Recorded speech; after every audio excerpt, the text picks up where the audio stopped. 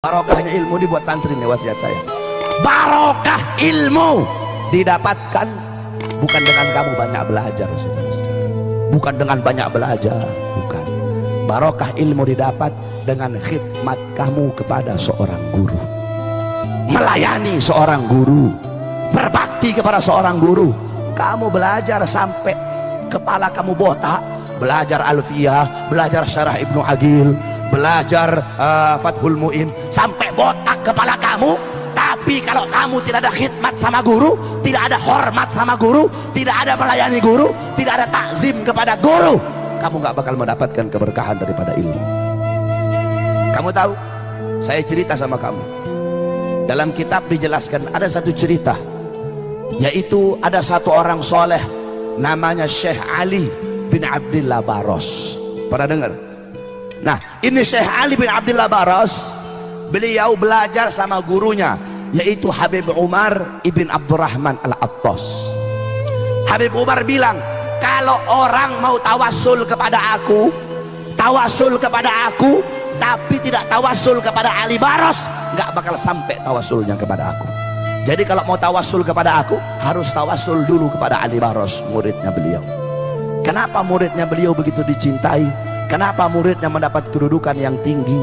Syekh Ali Baros ini, kalau kita mau lihat masa khidmat, masa belajarnya beliau sama masa beliau melayani gurunya, itu lebih banyak masa beliau melayani guru daripada masa beliau belajar kepada gurunya.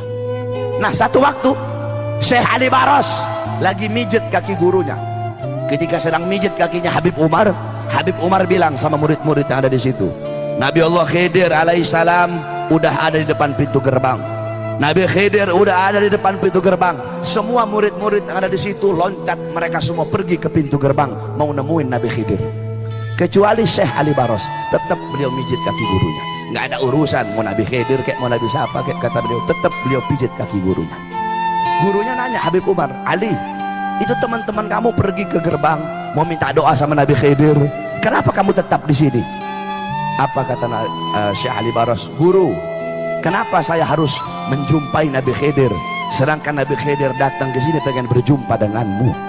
Wahai guru, bagiku kedudukanmu sebagai guru lebih mulia dan lebih utama daripada Nabi Allah Khidir alaihissalam. Bagiku kedudukanmu sebagai guruku lebih utama daripada Nabi Allah Khidir alaihissalam. Saudara-saudara, bukan seberapa banyak engkau ada di hati gurumu. Sebab banyak orang sekarang ini cari muka doang depan guru. Santri-santri begitu tuh, cari muka depan guru. Bukan seberapa banyak, bukan seberapa besar engkau ada di hati gurumu, tetapi seberapa besar gurumu ada di dalam hatimu, saudara-saudara. Abu Ya Maliki, Al-Habib Muhammad bin Alwi Al-Maliki, beliau berkata, ada 4 kategori santri itu.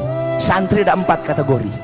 Kata beliau, pertama, santri yang pandai, santri yang zaka, santri yang pinter, yang satir, yang alim, santri yang pinter, kemudian melayani gurunya, khidmat kepada gurunya. Ini golongan pertama. Golongan kedua, ada santri yang pinter tapi tidak melayani gurunya. Golongan ketiga, ada santri yang bodoh melayani gurunya. Golongan yang keempat, ada santri udah goblok, udah bodoh, tidak mau khidmat kepada guru. Nah, dari 4 ini yang paling utama yang pertama, pinter melayani guru. Dari 4 ini yang paling hina yang keempat, udah goblok, lapar goblok, kenyang goblok, tidak khidmat kepada gurunya. Kau tahu para santri, kalian para santri, ridhonya kalian Allah menyembunyikan 3 keridhaan. Pertama, keridhaan seorang anak Allah letakkan melalui keridhaan orang tuanya. Kedua, keridhaan kepada seorang istri Allah letakkan meridhoi keridhaan suaminya. Ketiga, keridhaan Allah kepada seorang santri melalui keridhaan gurunya. Ada satu cerita tentang ketaatan seorang santri kepada gurunya. Syekh Abu Bakar bin Salim, beliau punya murid Syekh Babakhromah namanya. Satu waktu Syekh Babakhromah mau belajar sama Syekh Bakar bin Salim. Kata Syekh Bakar bin Salim, kalau kamu mau belajar sama saya tes dulu. Saya tes kamu cari gunung yang tinggi, loncat ke bawah. Lihat Syekh Abu Bakar bin Salim itu. Akhirnya karena Syekh Bamakroma pengen belajar sama Syekh Abu Bakar bin Salim, nggak apa-apa, dia cari gunung yang tinggi, kemudian dia loncat, saudara-saudara. Ketika dia loncat, udah ternyata nggak apa-apa. Dia pergi ke Syekh Abu Bakar bin Salim, udah wahai guru, kata Syekh Abu Bakar bin Salim, tadi kamu loncat merem atau melek? Saya loncatnya merem. Ulang lagi, nggak boleh, harus melek kamu, nggak boleh kamu merem. Naik lagi nih Syekh Bamakroma ke atas gunung, dia loncat ke bawah. Ketika dia loncat, dia melihat malaikat sedang nampung dia sehingga dia nggak apa-apa. Itu yang pertama. Yang kedua kata Syekh Abu Bakar bin Salim, kamu pergi ke masjid. Ketika orang-orang sholat ngadep kiblat, kamu sholat membelakangi kiblat.